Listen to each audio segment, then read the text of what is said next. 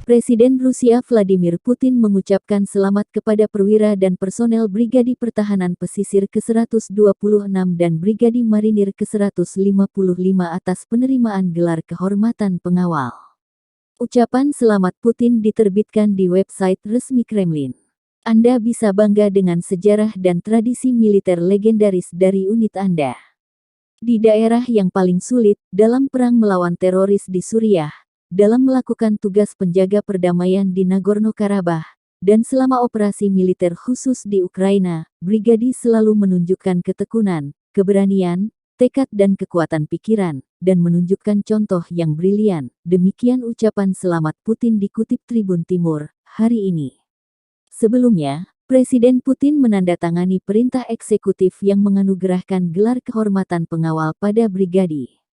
Secara simbolis, penghargaan diserahkan langsung Komandan Distrik Militer Pusat di Ukraina.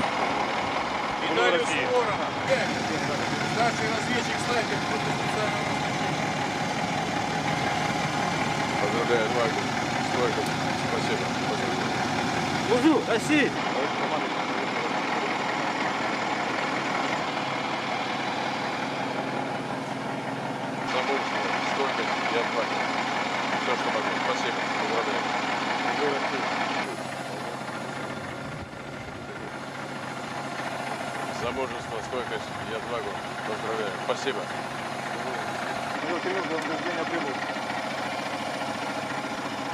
За мужество, стойкость и отвагу. Спасибо. Поздравляю. Служу России.